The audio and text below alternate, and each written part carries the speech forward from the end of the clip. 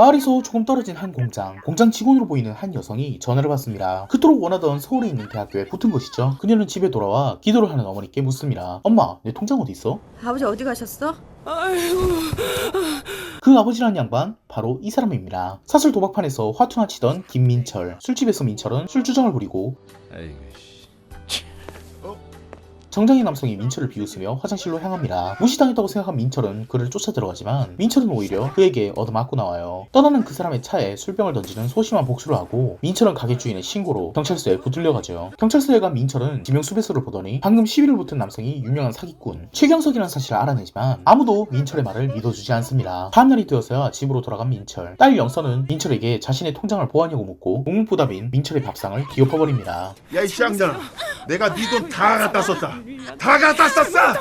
장면은 바뀌고 한 슈퍼에 모인 사람들. 슈퍼의 주인 칠성은 교회에 가는 아내를 배웅해줍니다. 형수님의 얼굴이 좋아진 것 같다는 친구들에게 신통방통한 교회 이야기를 하죠. 몇 달 새 말도 잘하고 밥도 잘 먹고 하니까 폐병으로 오늘 내일 하던 사람이 인자한 텔레비도 보고 웃고 떠들고 하니까 수다를 떨고 있는 동네 사람들에게 약간 모자란 청년 성호가 나타납니다. 성호는 노안으로 앓고 있는 할머니와 함께 살고 있죠. 이 마을 사람들은 모두 교회에 다니고 있습니다. 그날 밤 비닐하우스처럼 생긴 교회. 민철의 아내와 딸 영선도 교회에 참석합니다. 어제 자신을 때린 남자를 찾아내겠다며 밤길을 터덜터덜 걸으며 투덜대고 있던 민철의 앞에 어제 자신이 깨부순 차가 나타나죠. 어제 자신을 때린 그 남자는 이 교회의 장로로 있는 사람이었습니다. 그는 서울에서 온 사내를 소개시켜드리겠다며 하나님의 목소리를 외면하는 자를 데려오죠. 놀랍게도 그가 신앙을 고백하고 목사님이 그의 발을 씻겨주자 안진뱅이였던 그가 자리를 털고 일어나지 않겠습니까? 마을 사람 모두가 감동을 받고 있는 그 순간 에라이 미친놈들아!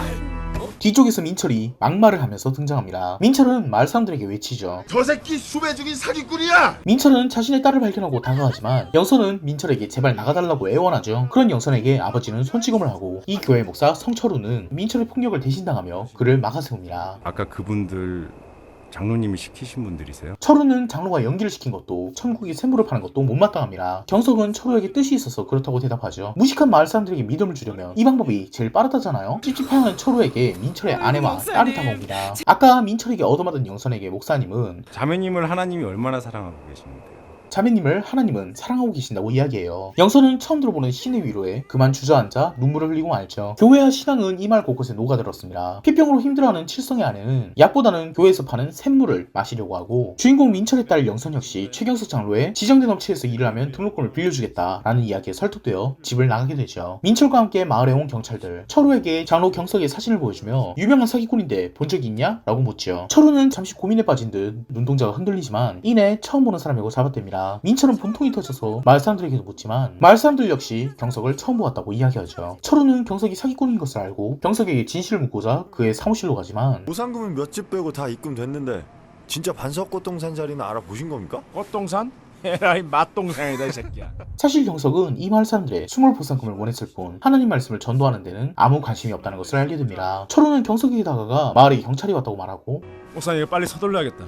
아직 보상금 안 낸 사람들한테 빨리 현금 내라고 하세요. 경석은 본격적으로 본색을 드러냅니다. 야 성철우, 하나 이 새끼 지금 와서 지만 쏙 빠지려고 하네. 경석은 철우가 발을 빼려고 하는 것을 보고 철우의 과거 행적을 이야기합니다. 서울에서 고삐리를 강간하고 자살에 이르게 한 목사, 이번엔 사기꾼과 붙어먹으면서 돈을 수금하다. 타이틀 좋은데요? 바로 매장당하겠어요. 장면은 바뀌고 민철은 칠성과 이야기를 합니다. 칠성은 민철에게 그만둘 쑤시고 다니라고 이야기하지만 민철은 사기꾼을 어찌 가만두냐 라며 성을 내죠. 칠성은 민철에게 자기 아내 이야기를 합니다. 제주도 같은데 한 번도 가보지 못했는데 말이에요. 근데 그런 사람이 제주도는 안 가도 괜찮으니까 하나님 품에 천국에 간다고 저렇게 웃고 지내요. 그녀와 함께 살며 한 번도 호감을 못 시켜줬는데 교회가 들어오고 나서 처음으로 아내가 우기 시작했다고. 그럼 내가 나쁜 놈이냐? 라고 민철이 되묻자 성님 나쁜 사람이요. 이 세상 누굴 붙잡고 물어봐도 성님 나쁜 사람이란 말이요. 이 세상 누굴 붙잡고 물어봐도 성님이 나쁜 사람이라고 칠성은 대답하죠. 철호가 차를 타고 교회를 향해 가고 있습니다. 그는 아버지의 가정폭력에 고통받던 여고생을 자신의 집에 숨겨준 적이 있습니다. 하지만 넘으면 안 될 선을 넘어버렸죠. 이후 여고생의 아버지는 철호의 집에 쳐들어와 그녀를 집에 강제로 데려갔고 그녀는 자살로 숨을 거두었습니다. 교회에서 하나님께 기도를 올리던 중 동네의 청년 성우가 철우를 불러 할머니께서 숨을 쉬지 않는다 라고 이야기합니다. 철우는 장로에게 성우 할머니의 장례 비용을 달라고 하는데 그런데 그 돈은 우리가 왜 되는데? 경석은 마을 사람들에게는 한 푼도 쓸 수 없다 라고 하죠. 성호의 할머니는 결국 인근 야산에 묻히게 됩니다. 장인은 마을 사람들의 도움과 철우의 기도뿐이죠. 나를 믿어야 돼요. 그래야 우리 모두가 행복해져요 라고 말하며 철우는 성호를 달랩니다. 철우는 경석을 찾아가 교회 자리를 봐야겠다라고 말합니다. 경석은 철우가 헛소리를 한다는 듯 목을 조르며 그를 협박하죠. 그 순간 성호가 문을 열고 들어오고 성호는 숨겨뒀던 칼을 경석에게 들이밉니다. 최경석 장로가 영선에게 소개해준 일은 도움입니다. 그런 영선을 민철이 찾아내서 빼내고 이년아, 교회에서 그러라고 시키대? 응? 하나님 뜻이에요. 하나님이 계획해 놓으신 일이라고요. 내 인생 이렇게 된 거 다 너 때문이야. 민철은 영선의 한섞인 절규를 듣죠. 민철은 영선을 창고 안에 가둬두는데 제가 사랑받기 위해 태어났대요. 근데 그게 가짜라고요? 저는 왜 태어났어요? 그게 네 팔자야. 민철이 경석의 본거지를 물으러 칠성의 집에 들어가자 그의 아내가 죽어 있습니다. 다 그놈들 사기꾼이란 말이야. 그놈들이 다 사기꾼이라고 말하는 민철에게 칠성은 말합니다. 이 얼굴을 보고 한번 말해봐요. 가짜라고요? 참말로 행복해하고 있을 거예요. 사거리 금은방 옆에 반석교회가 있어요. 반석교회. 민철은 경석의 본거지에 당도했습니다. 경석을 죽여버릴 각오로 찾아간 그곳에 이미 경석은 싸늘한 시체가 되어 있죠. 놀란 민철의 뒤로 철우가 나타나 그 짐승 같은 새끼는 상대할 필요도 없습니다. 라고 말하죠. 철우는 민철에게 영선의 편지를 읽어줍니다. 저는 우리 아빠에게 원망도 많이 했었습니다. 모든 사람들이 아빠를 나쁜 사람이라 말해도 하나님과 저는 아빠를 사랑합니다. 민철은 그 편지의 내용을 듣고 펑펑 눈물을 흘리죠. 철우가 민철을 위로하기 위해 다가가자 영선이는 나한테 아빠라고 한 적이 없어. 저 사기꾼 새끼. 영선이 날 싫어한다고. 이 거짓말쟁이야. 제가 잘못 썼네요. 성호가 갑자기 달려들어 민철을 칼로 찔러 죽이려 합니다. 철우는 최경석같이 돈밖에 모르는 쓰레기랑 민철 같은 사탄만 없으면 모두 행복했을 거라고 성호가 칼을 놓치자 스스로 칼을 잡고 민철의 허리춤을 찔러 죽이려 듭니다. 민철이 철우에게 넌 괴물이야 라고 말하자 철우가 바라본 거울 속의 자신이 일그러집니다. 결국 철우가 민철을 죽이려고 드는 그 순간 경찰이 달려와 철우를 연행해 갑니다. 사건이 종료되고 창고의 문을 열자 문고리에 목을 매단 영선의 시체 그리고 그를 원망하며 쳐다보는 민철의 아내. 그 사이에서 민철은 외칩니다. 내 말이 맞았다고. 내 말이 맞았어.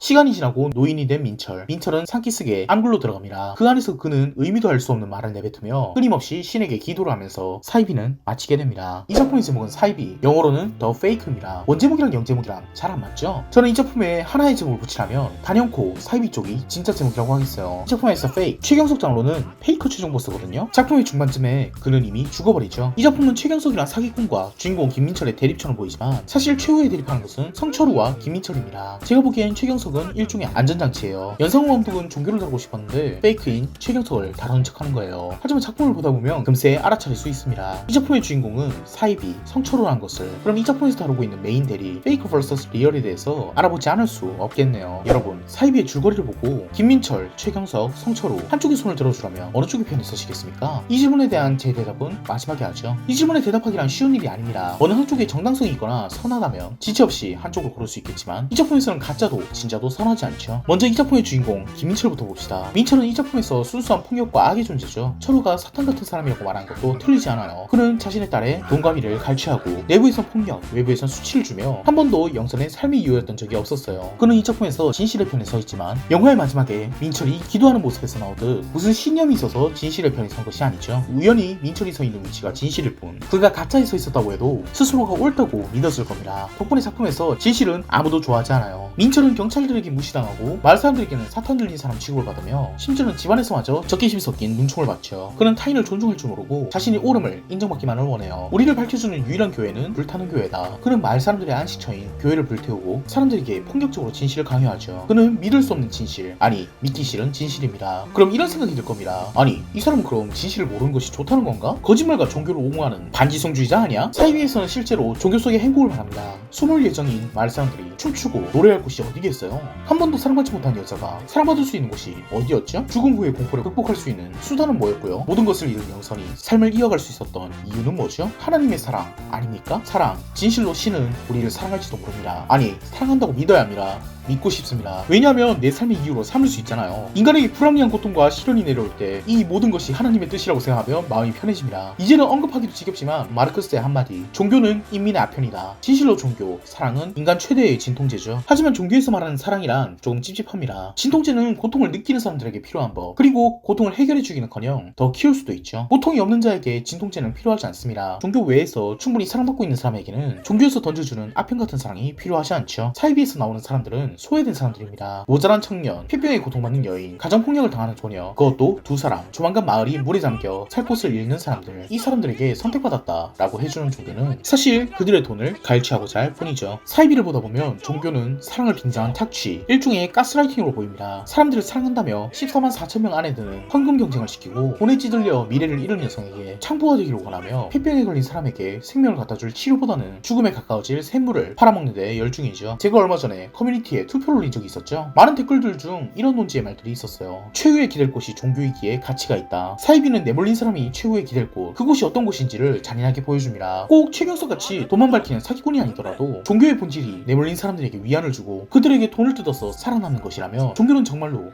가치 있는 걸까요? 영선은 착취당하는 약자의 상징입니다. 그는 가짜와 진짜 양쪽으로 가면서 착취당하죠. 하지만 둘 간의 차이가 있다면 가짜, 종교 속에서 영선은 기쁘게 죽어간다면 진짜, 현실의 영선은 고통 속에 살아갑니다. 행복한 죽음 속에 살던 영선이 고통의 현실을 마주하는 그 순간 그녀는 또 다른 죽음, 기독교에서 절대 하지 말라고 하는 자살, 고통을 끊어내는 죽음을 선택합니다. 이 작품에서 가장 입체적인 인물은 역시 성철우일 거예요. 성철우는 종교라는 거대한 구조를 말하는 캐릭터로 축소된 알레고리죠. 철우는 처음에는 선한 마음과 믿음으로 일을 시작합니다. 가정폭력이 희생당하는 여고생을 선의로 숨겨주다가 어느 순간 선을 넘어 그녀와 성관계를 맺는 순간 성철우는 변화합니다. 이 작품의 주인공 김민철은 절대 변화하지 않아요. 중간중간 자신이 나쁜 사람임을 알아채고 사이비 종교보다 자신이 더 큰 악임을 깨닫지만 그는 자신의 딸이 자살할 때까지 외칩니다. 내가 맞았어. 내가 맞았다고. 반대에 서 있는 최경석 목사 역시 변화하지 않죠. 그는 자기가 나쁜 사람인 것은 진즉에 알고 있어요. 그저 종교를 이용해서 한탕 해먹을 생각뿐. 종교의 선한 얼굴 성철우를 이용해서 주민들의 돈을 뜯는 악한에 불과합니다. 최경석은 종교가 아니라 사기꾼이죠. 가짜와 진짜 사이에 서 있는 성철우, 그야말로 종교에 걸맞는 인물입니다. 그는 처음에는 마을 사람들을 가엽게 여기고 불쌍한 사람들을 도와주러 온 것이지만 철우는 점점 변화하기 시작하죠. 처음에는 김민철이라는 폭력적인 진실에 맞서서 주님의 사랑이라는 가치를 영선에게 심어주지만 이내 최경석이라는 비열한 가짜에게 이용당하며 그는 서서히 가짜로 바뀌어 나갑니다. 이 마을에서 가장 약자인 성우를 이용해 살인을 교사하고 민철을 제압하기 위해 가짜 편지를 조작하며 끝내 스스로 민철을 칼로 찔러 죽이는 거울에 비치는 자아상, 괴물이 되죠. 성철우는 종교의 캐릭터화입니다. 처음에는 약자를 사랑하고 위하던 종교가 어느 순간 약자를 이용하고 갈취하며 끝내 종교가 가장 혐오하던 가짜의 모습과 똑같아지죠. 민철을 죽이려고 하던 경석과 직접 죽이려던 철우, 최후의 그들은 뭐가 다를까요? 이 영화의 제목 사이비, 참으로 적절합니다. 사이비는 사시이비의 줄임말이죠. 옳은 것을 닮았으나 가짜인 것. 이 작품을 보는 사람들마다 다른 의견이 있겠죠. 성철우는 옳은 종교를 따르려 했으나 나쁜 사이비 교주에게 이용당해 괴물이 되었다. 사이비는 최경석이다. 혹은 김민철이 사이비처럼 보일 수도 있어요. 그는 자신이 진실이라고 주장하나 사실은 폭력적인 짐승에 불과하다. 사이비는 김민철이다. 이쯤 보셨으면 충분히 이해하시겠지만 제 눈엔 사이비는 성철우입니다. 한때는 옳았으나 아닌 것으로 변화해간다는 점에서요. 그리고 성철우가 종교를 뜻한다는 것과 결합했을 때 연상훈 감독은 현재 존재하는 종교들에게 말하고 있는 것이죠. 당신들 정말로 변화하지 않았다고 할 수 있겠어? 사이비라는 영화는 물론 셋 모두를 비판합니다. 최경석이라는 사기꾼, 김민철이라는 짐승, 그리고 성철우라는 종교, 신을 이용하는 자본의 속물, 폭력적이고 독선적인 무신론, 그리고 점점 타락하고 변해가는 인간 성철우. 여러분은 어느 쪽이 가장 불쾌한가요? 손을 들어준다면 어느 쪽에 손을 들어줄 건가요? 저는 성철우가 가장 불쾌합니다. 하지만 동시에 성철우의 편을 들어주고 싶네요. 옳은 것을 좇았으나 가짜가 된 그를요. 인간이 종교를 믿고 싶어하듯 저는 성철우라는 인간을 믿고 싶더라고요. 오늘 리뷰는 여기까지입니다. 끝까지 봐주셔서 감사합니다.